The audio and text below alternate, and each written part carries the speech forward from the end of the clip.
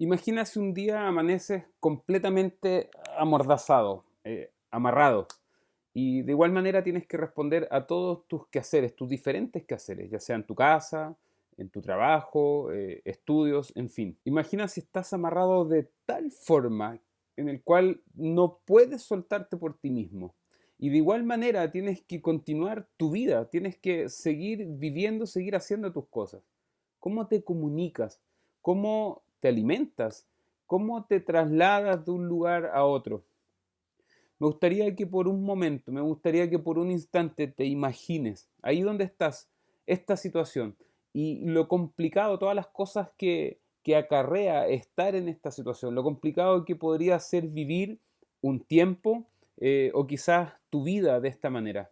Pero sabes, no quiero que prestes atención en cómo harías las cosas o cómo intentarías hacer las cosas que habitualmente haces, sino que en aquellas cosas en las cuales derechamente no podrías hacer, aquellas cosas que derechamente no podrías ejecutar o te perderías de hacer. No es prestar atención a si es que efectivamente lograrías trasladarte de un lugar a otro, quizás arrastrándote o con la ayuda de alguien, sino que pienses en el desgaste, que pienses en el esfuerzo, que pienses en el tiempo que te demandaría simplemente el simple hecho de movilizarte, de moverte, estando en esa situación completamente amordazado.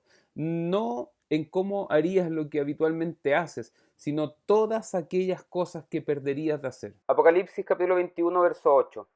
Pero los cobardes, los incrédulos, los abominables, los asesinos y los que cometen toda clase de inmoralidad sexual, los que practican la brujería, los idólatras y todos los mentirosos, recibirán como herencia el lago de fuego y azufre.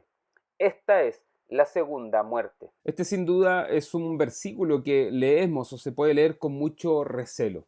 Pero fíjate que aquí Juan, el visionario, menciona entre los pecadores cuyo futuro, como dice el texto, es la muerte eterna, la muerte definitiva, menciona primeramente a los cobardes. Los cobardes, primeramente y antes que los incrédulos, antes que los abominables, antes que los asesinos y antes que los otros. En Génesis se nos enseña que el pecado más grave que ocurrió fue el que el hombre quiso ser como Dios.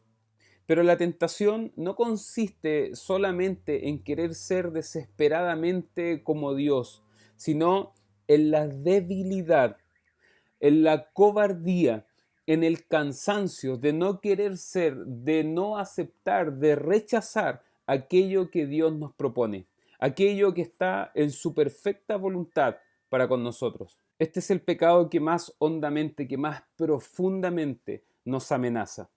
No el mal que haces, sino el bien que dejas de hacer.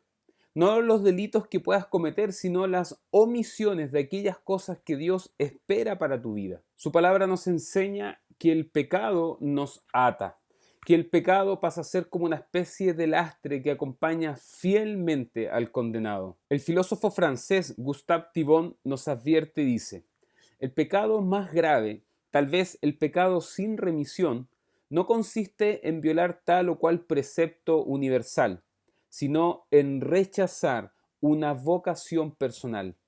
Es no hacer, es no querer hacer aquello a lo que hemos sido llamados. Fue la poderosa llamada, fue la poderosa voz de Jesús, aquella que tuvo el poder de traer a la vida y quitar las vendas de Lázaro. Es la poderosa llamada de Jesús, el Cristo, la que tiene el poder de cortar hoy aquellas ataduras que te impiden vivir tu verdadera vida. Es así que el pecado más grave no consiste en faltar a una norma, sino en desatender la llamada de Cristo a tu vida.